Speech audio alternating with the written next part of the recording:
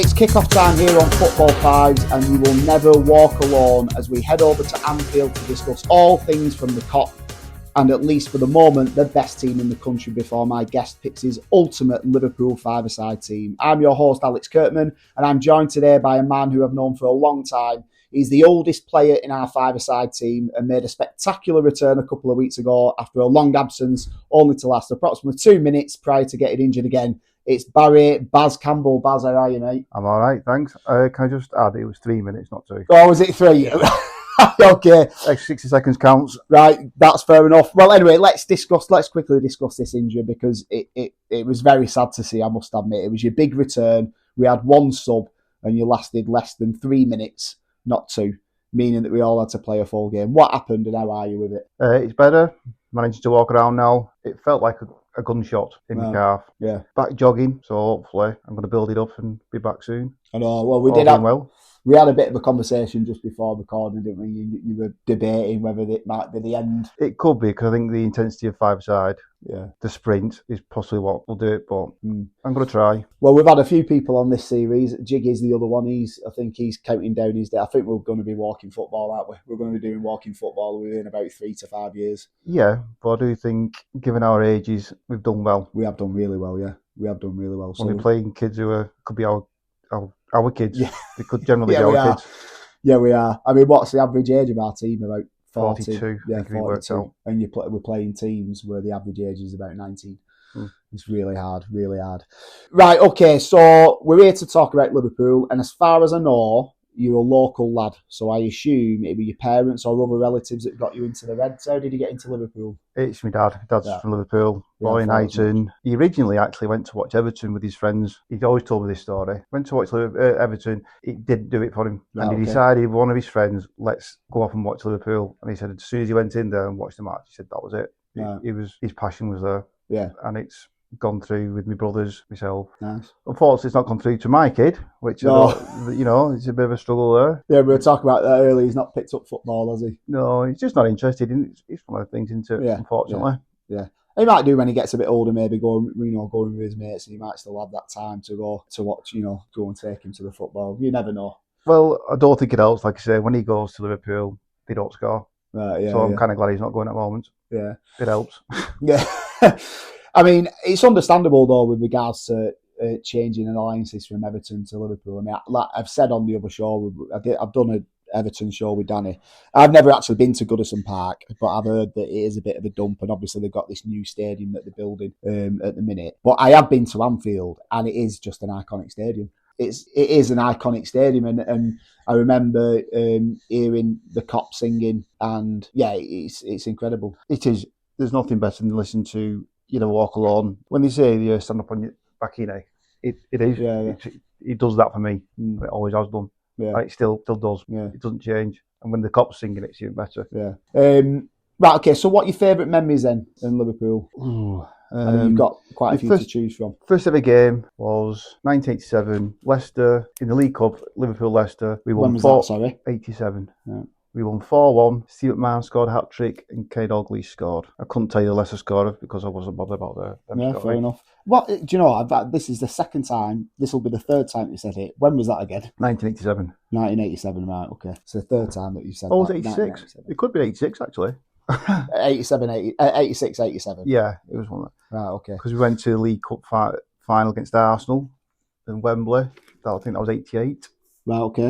God, I should have really researched this, made sure of my dates. Oh, it's all right, don't worry about it. And we lost 2-1. That was pretty gutting, really. Ian Rush scored first, I think Charlie scored 2 goals after that. We lost 2-1. Any other, is that like earliest memories or any other favourite memories? I remember we played QPR on the same time. They were like my first few games I started going to. Favourite memories, being in the crowd when Gerrard scored in 2005 against Olympiacos. Oh, right, yeah. Nice. What was gutting about that is I went with my brothers and we went to every game together. So we had all the same ticket stubs, all the same tickets, and only one of us got a ticket for Istanbul. Oh, really? Yeah, and he went. Our Mark went on his own, okay. And we had to watch it back over here.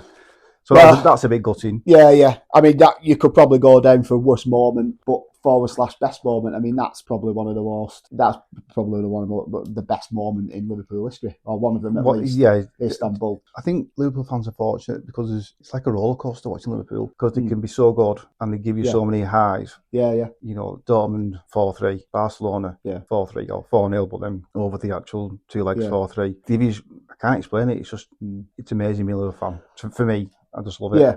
I mean, we'll talk a little bit more. We'll talk a little bit about the Premier League in a minute, but they had this thing, Liverpool in Europe, didn't they? They had this it's hard to explain. They always seem to pull it out the bag. It's a big. I don't know. Anfield helps. Anfield, the crowd on European nights is amazing. Don't know. There's just something special about Liverpool and Europe. You never wrote them off. You could never write them off. No. I mean, it stemmed from that night in the Istanbul night. I mean, I remember watching that in the Beaumont with a Liverpool fan. I mean, obviously there were loads of people. And at 3-0 at half time, he was saying, "Nah, we're done. And I remember saying to him, and I probably believed it myself that they were done, but I remember saying to him, "Look, don't worry, they've scored 3 in this half. You could score 3 in the second half." And he said, "If we win this game," he said, "I'll buy you drinks." And I went, "Right." I said, "No problem." Needless to say, I was absolutely levered walking at that pub afterwards. The thing is, when you look at the both teams on paper, there's no way on earth Liverpool should have won that final. You look at the world-class team that AC Milan had, it was ridiculous, really. Yeah. And how we pulled that out, it was fate. That's all I can say. Because we definitely weren't the best team in Europe. No. Even though we were crowned the best team in Europe, we weren't. But you won the competition. That's all that matters, isn't it? That's all that matters. So let's talk about, I mean, we've mentioned some of them already, favourite matches and favourite goals. You mentioned Liverpool, Leicester, Gerrard's goal, the Istanbul final. What other ones have we got? 2006 final. FA Cup final, Gerrard again, pulling it out the bag. Who's that against West Ham? I was just going to say it was against West Ham, yeah. Yeah, literally, seconds left, and he I remember that. Flies it into bottom corner. So I remember that. I was in Blackpool on a football do. Again, levered. Yeah. Dortmund 4-3 was another great match. Barcelona obviously stands out. Yeah. From being 3-0 down against such a good team to win 4-0 at Anfield. I don't think even Liverpool fans at the time believed we could pull it off. Especially without Salah in the team as well. So we didn't even have the strongest team out yet. Right. Where was he at that time then? Injured. I mean, it's just had more credence in it that there's something special about Liverpool in Europe. Yeah. That you can never write them off. So what about your worst memories then? I mean, you said about Wembley, Arsenal at Wembley losing 2-1. Not getting a ticket for Istanbul. Yeah. Which was frustrating, like I said, just because I've got two older brothers. We all went to the same matches together, yet only one of us got in the ballots to get a ticket. So that's a bit gutting because it would have been a nice thing to have been at. Yeah. What about the slip? That's got to be up there with one of the worst moments at the time. The Gerrard slip. It is, but I think it's more for other teams, fans. If you think about what Gerrard has done for Liverpool, how much he's pulled out the mire. Yeah. Can we really hold a slip against him? Yeah. No. No, I'm not. Obviously, but it hurts, and it hurts him more than it hurts anybody else. Definitely. And even if he hadn't slipped, there's no guarantee we would have won the league. No, because we messed up against Palace. Everyone concentrates on the slip. Palace was the game that it was. Really lost it. So you were 3-0 up. 3-0 up and lost 4-3. Is that right? No, they drew 3-3. Yeah, and it was last minute Palace equal. I do remember that. That was like, I want to say that was like a Monday night. That I think it was Monday night. Yeah, fairly certain. It was an evening match. Yeah. But I mean, obviously, it can't be helped, can it? The slip, and you're right. People do focus on that, and I think it's mainly from his team talk on the pitch after. Yeah, we don't let this slip. It all comes in, and he was being inspirational. It's just a shame that, and as they will probably tell you, the camera shouldn't have been in there. That was a personal thing between the team. Yeah. The camera shouldn't have just stuck the. Yeah. And to refer to paparazzi cameramen, they're just trying to get the information. It's not that they're doing anything wrong, but that was personal and private. Probably should have been done in the actual dressing room rather than on the pitch. Yeah. But then to ironically go and slip, it's like it's just really unfortunate, isn't it? It's really unfortunate. Yeah. And you can't fault Gerrard at all. Such an amazing player, excellent servant for Liverpool, inspirational captain, having a conversation, having a team talk on the pitch at the time. No issues. It's just unfortunate with the language that he used, and then he ended up slipping. Yeah. But all that aside, finally got the Premier. I will say there is a player that could be held in the same regard as Gerrard. Okay. If he doesn't go to Madrid in summer. Okay. And that's Trent. Right. Yeah. Trent could be captain for England. He could be held up in the same regard or similar regard to Gerrard because he's good enough. But I think the lure of Madrid's doing him, and he's going to go down like a Michael Owen instead. Or Steve McManaman. Do you think he'll go? I think the fact that he's not signed anything yet, I think he's poor on the club's part. Yeah. For all three. I can understand with Salah and Van Dijk because of ages, the potential drop in form, even though they're not dropping in form. But there's inevitably going to be a drop off. But with Trent, at his age, he should have been nailed down last season. Never mind waiting the next couple of weeks now where he can go and sign for someone else for free. Yeah. I think that's poor by the club, but I also think if he wanted to stay, something would have been done. Yeah. I mean, he'll ruin his legacy at Liverpool if he does. Yeah, he's got. He's still fairly young, isn't he? And you know, such an important player for Liverpool, important player for England as well. He should be tied down with a contract, really. I know I read this about Salah that he hasn't been offered one as well, and I know that you say about age and possibly a dip in form, but I mean, he's second highest Premier League goal scorer this season. Yeah, probably the high. I mean, I don't know with regards to assists, but I mean, I've got him in my fantasy league team, and he's got a hell of a lot of assists. Yeah. This season. He is probably, this season especially, the best player in the Premier League this season. I think he's got 2, possibly 3 seasons in him still. Yeah. He's fit as a fiddle. Yeah, he is, yeah. I mean, I think he takes it off just to show everyone how fit he is. If you look at Ronaldo's kept going for how many years?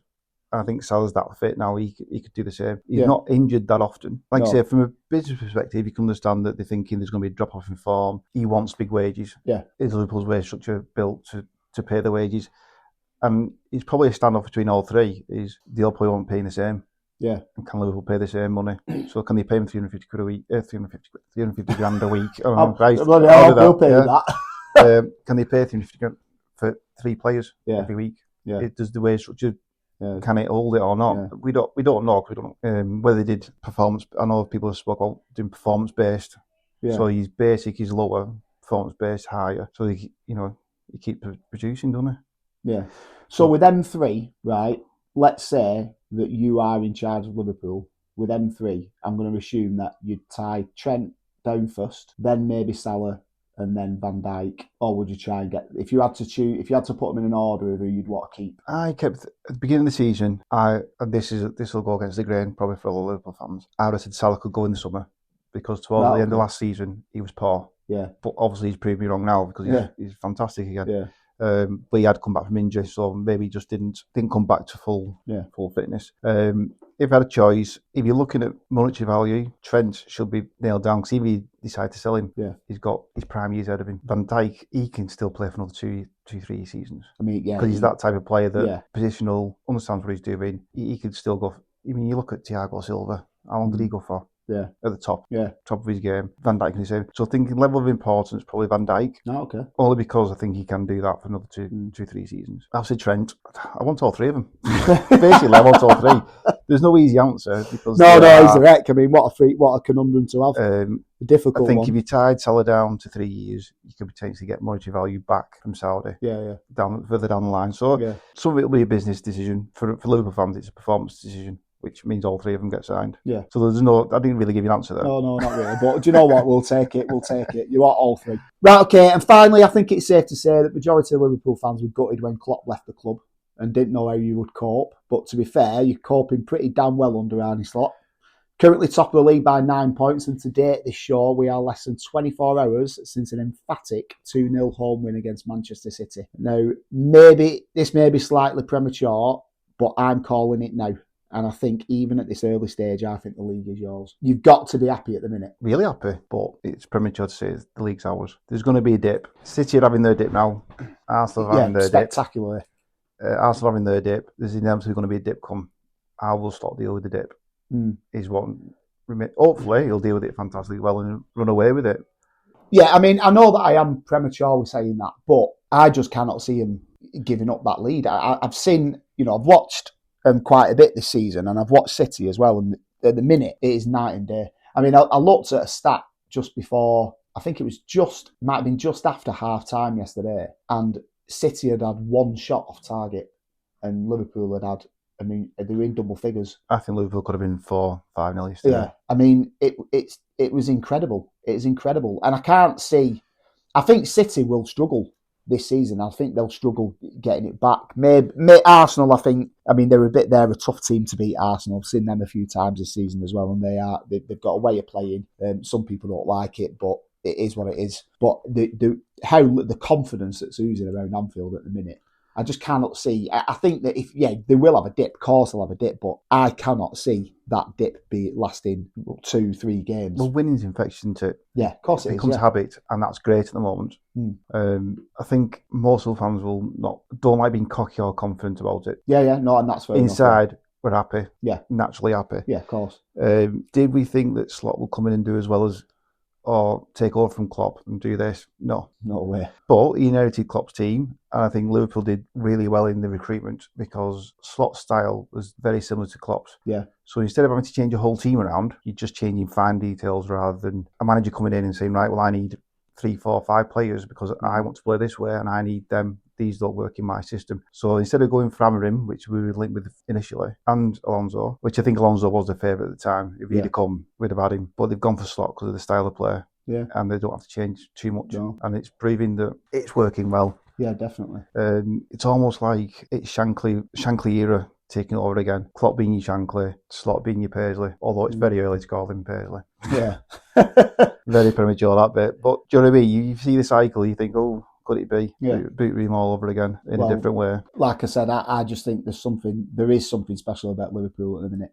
Like I said, the confidence is just unreal, and now they're playing is, they're good to see, they're good to watch. And I know that you say winning's infectious, but so's losing. And look at City having a torrid time at the minute. City are missing Rodri. Yeah. Rodri's that big for him. Yeah. And definitely the best holding midfielder. I'd say in world football, not even just Europe, just world football. He's brilliant. So that's a big miss for him. Yeah. And it's no surprise that the dips come when he's gone. Well, we're literally on 2nd of December now, so there is a long way to go.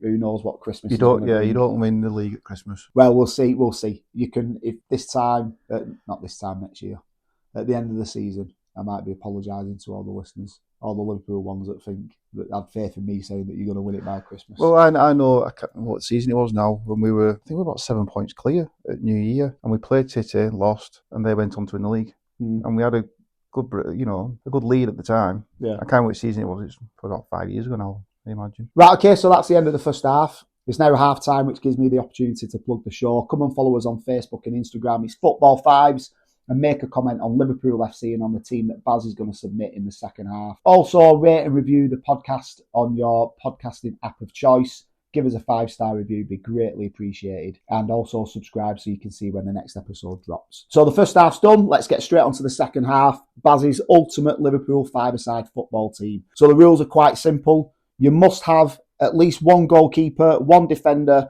one midfielder and one forward. You can choose whatever formation you play.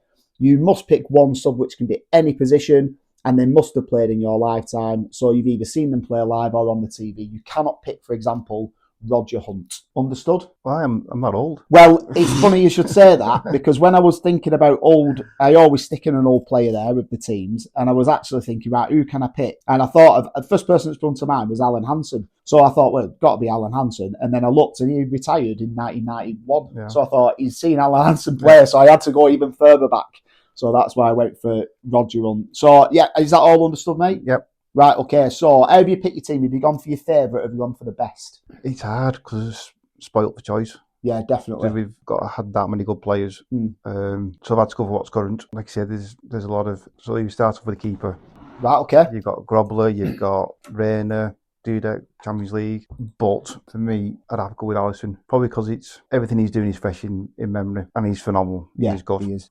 He's still injured at the minute, isn't he? He is, yeah. Yeah. But Keller's, Christ, he's doing a good job. Yeah, he is. And he's be fighting for that top spot if he carries on. I mean, this is the first time on this show when we go through the stat. 207 appearances and 1 goal. This is the first time for a goalkeeper on this show who scored a goal. I'll definitely find that. I can't remember who it was against. That West Brom. Yeah, because it helps us get into Champions League. Yeah. Top 4. I'll find that and stick it on the social. So, 207 appearances with 1 goal, as we've already said. And how many assists? Do you know, it's funny because, I'll have to look at... I might have to find another source for stat because the one that I'm using doesn't give assists, but quite a few. Yeah. And distribution now is important in five-a-side. Keepers can kick it out. Yep. So it's important. Great shot stopper. I'm not surprised by that at all, to be honest with you. I know that he's quite current. Not surprised by that whatsoever. I haven't got clean sheets on here. I definitely need to find a new stat source. So Alisson is your goalkeeper. Yeah. Excellent. If Chris Darvish had played for Liverpool, I might have popped him in there, but he didn't. Do you know, this is the third episode that Chris Darvish has been mentioned, yeah. And are you going to mention his nose as well? Well, that's how he made all his saves, wasn't it? With his nose. Yeah. Just turned his head to the side and let it hit his nose. Oh, he's a great keeper, Chris. He is a great, he is a great keeper. He's a phenomenal keeper, or was a phenomenal keeper. Yeah. I think he might be walking football now as well. Right, okay. What formation have you gone for as well? Forgot to. One defender, one midfielder, and 2 attackers. Wow, so you're going 1-1-2. Right, but there's a rationale behind it. Yeah, no, I love it. Everyone goes 1-2-1, with the exception of you and Danny. Well, to be fair, it's interchangeable. That's why it's right. Okay, it works. I mean, you've got your sub as well that you can change, obviously swap it around. So who's your defender then? I had to go current again, which was Van Dijk. Yeah. I did think about Anson, Lawrenson, Gillespie, Big Sammy, but Van Dijk, he can play, he's fast, he's strong, probably suits five-a-side. Yeah, and there was a stat, I think it was last season or season before, where nobody got past him or something. Yeah, he was not dribbled past. Yeah, some ridiculous stat, wasn't it? I mean, it's just a brick wall, isn't he? Yeah. And at his peak, I think he's just, to me, he just looks like it's easy. He's like a Rolls Royce. Yeah. It doesn't seem like he's ever stretched or having to sprint. Again, not surprised by that at all. So Liverpool, 210 appearances, 19 goals. That's good for a defender. 78 appearances for Holland as well, with 9 goals. Yeah, I mean, he scored goals at every club he's been at. But that stat, 210 appearances. Yeah, I'm not surprised by that at all. Absolutely fantastic. He's solid and can play the ball. One of the 3 that you want to keep. One of the 3 definitely. That you want to keep. And he was first when you put him in order as well. Yeah. So, Virgil van Dijk is your defender. Right, okay, so you've got one midfielder. Who's your midfielder? Go on, you tell me who it is, because there's only one person it can be. That's Stevie G. Well, you didn't give me an opportunity then, but yeah, I mean... Everything he's done for the club, he's just phenomenal. He can run, he can tackle, he can dribble, he can shoot. Perfect for the midfield. He can get back in defence when he needed to and join attack. Yeah. And he'll run all day. 504 appearances between 1998 and 2015.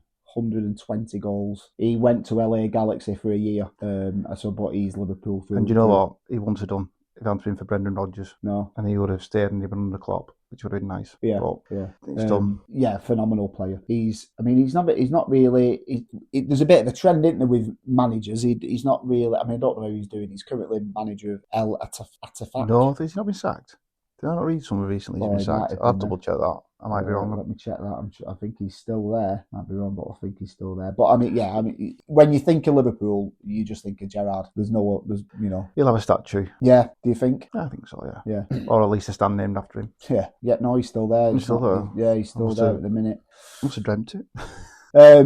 Incredible player. And I'm not surprised. You could probably speak to any Liverpool fan, and I'd say 99.9% of them would have Steven Gerrard in their midfield and a 5-a-side team. So them 3 were the easier choices, shall we say. But let's go on to your first centre forward then. Player I loved growing up, loved watching him, and it's a shame this because it's hard because I'm missing out legends here. Yeah. But John Barnes. Okay. So Barnes, he was just loved watching him play. Right. He could do a rap as well, couldn't he, at half time? Oh yeah. Score goals, dribble, pass the ball. Just loved watching him play. Yeah. There for 10 years, 314 appearances, 84 goals. Another iconic player for club and country. Less for country, I'd say. Sorry? Less for country. Yeah, less for country, but still an iconic player. Yeah. 79 caps for England with 10 goals. So yeah, was he like the first player that you... I remember seeing him at Watford before he moved to Liverpool. And I'm thinking, he's good. I mean, what was I? I was 10. So I didn't really understand the inner workings of football properly at that point. Yeah. But when we watched him, thinking he's good, and then we signed him. Right. And then obviously you watched him and he's like, Christ, he's brilliant. And it's weird because a lot of Liverpool fans were thinking Dalglish, Fowler, Rush. Yeah. But for me, Barnes, and then the other one, probably quite contentious to an extent because of omitting Dalglish, Fowler, Rush. I know I'm omitting them. I'd be Luis Suarez. Right, okay, yeah. Because he's horrible. Yeah, he is. He's one of them players that is brilliant. Yeah. Can win a game on his own. Yeah. He can dribble, he can shoot, he'll defend, he'll run, he'll bite you. Yeah. And he's one of them players, if he's on the opposite team, if he's against you, you'd hate him. Yeah. On your team, you love him because he's that good. He can create a goal from nothing. And I think it proves when he moved how far we slipped from nearly winning the league to finishing where we finished the season after. So he dragged us through. I mean, there's a bit of a trend with regards to people picking horrible players. I do exactly the same. Jiggy picked El Diouf as his sub. Now, obviously, you won't be a big fan of El Diouf. However, for Bolton, he was incredible for Bolton. And again, a horrible player. Danny picked Duncan Ferguson on his subs bench. I get that too. Because Dunk was one of them that I can't speak to Diouf because when he left Liverpool, he didn't follow his career. Yeah, you can understand why Ferguson was picked. Yeah, because he's a hard man. Yeah, but he's iconic for Everton. Yeah. He's a big player. Yeah. And when you want someone to come on and fight, that's what you want. Yeah. But he's in the same. I mean, he's not. It's the same bracket. I think Glenn did a Leeds team and picked Vinnie Jones for his sub, and it just seems to be a trend that these kind of there's big difference between Duncan Ferguson and Vinnie Jones and El Diouf and Suarez. But they're very kind of you've got that sub that can come on. And you'll hate to play against those players. The other thing is, though, and I'm going to think, Ferguson doesn't suit five-side football. Vinnie Jones doesn't suit five-side football. Diouf actually does. Yeah. Because he's more intricate, definitely. more skillful. And definitely. On five-side, you need more of that, not the hustle and bustle of someone. Although I can understand why Ferguson was picked. Yeah. But he's not a five-side player, in my opinion. He's better than me. But, I mean, you've said some things on the show. Do you think that one, the fact that you're sticking up for El Diouf is going to get you the most stick from other Liverpool fans? Because I don't think they think of him very fondly. No, Steven Gerrard doesn't. That's for damn certain. Yeah. No, I'm not sticking up for him. I'm just saying, in terms of a footballer, he had that close control. Yeah. Whereas Ferguson was more, you're going to put the ball into the box. Yeah. So we get it. Outside isn't putting the ball in the box. That's all I mean. No, that's a good point. The sub is one that's killing me. Well, we'll come back to your sub in a minute. We'll just come back to Suarez because I don't think we've spoken about him as much as we should, really. I mean, just looking at his stats here, 110 appearances for Liverpool, 69 goals. Then he went to Barcelona, 191 appearances, 147 goals, 143 caps for Uruguay. 69 goals. I mean, he scored goals every single club he's been to, and a lot in terms of ratio to games to goals, near enough a goal a game. Yeah, an incredible choice to have. An incredible choice to have in your team. Such a talented footballer. Yeah, he's got that side about him, but he's a winner, isn't he? Yeah, and win at all costs, I suppose. And I always remember that was it in the World Cup against Nigeria. Oh, when he handballed it. When he handballed it. Yeah. And you think they won the game, got through. It's horrible, isn't it? But he took a red card for it. I suppose not that completely condone it, but it's like a tactical yellow card when you know someone's attacking. Yeah. It's the same thing. Yeah, we've all done it. We have to do it now because we can't keep up with them. Yeah, so no. We try and do it, and we still can't. Can't get anywhere close to the other team. Yeah, I'm not surprised by that at all. Right, okay, so your sub now, you said that it was difficult, your sub. It is. Look how many you've got, the likes of Salah, Torres, Alonso, Souness, and it's trying to pick an all-rounder. Can't have them all. See, when you look at Philip Coutinho playing futsal, brilliant, close control, but do you want that to come off the bench and give you extra attacking impetus, or do you want an all-rounder who can help? And I just don't know. Right. I did have Coutinho in there, in my head originally. Okay. I have thought of Millie because again he can just plug the holes where he'll run all day and he can plug the holes.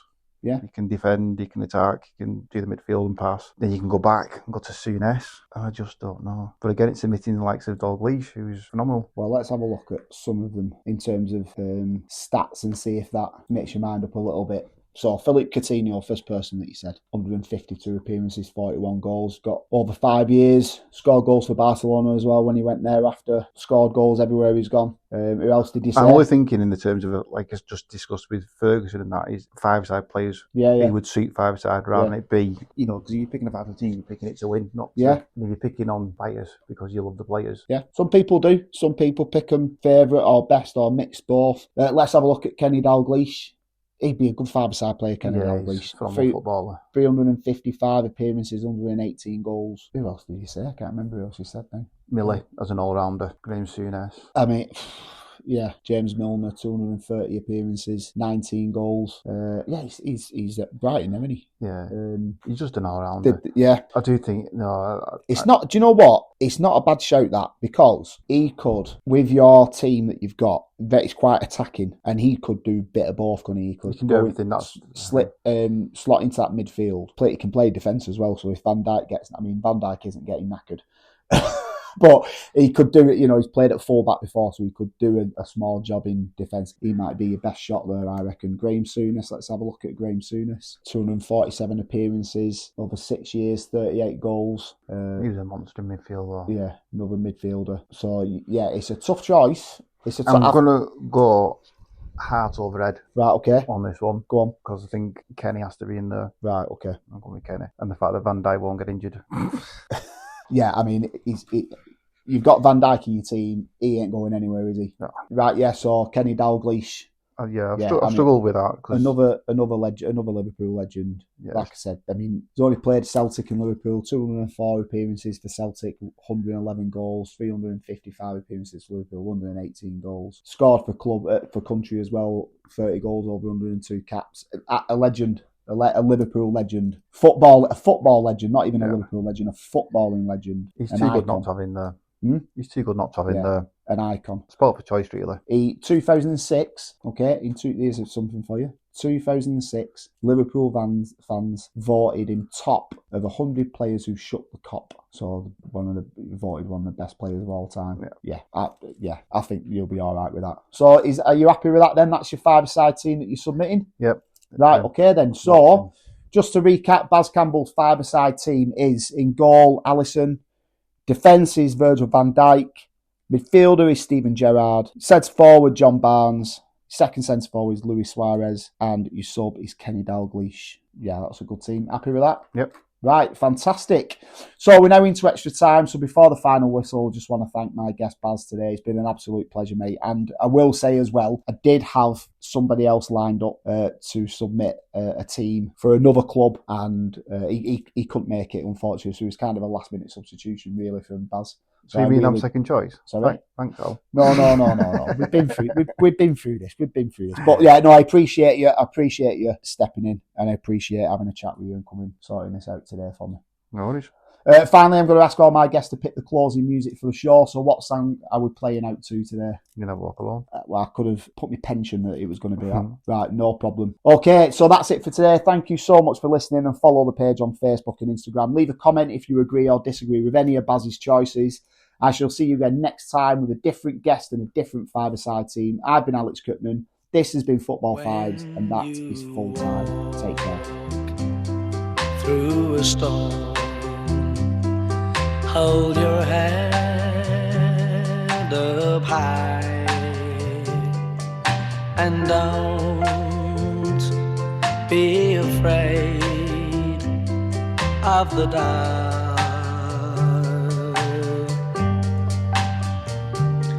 At the end of a storm, there's a golden sky and the sweet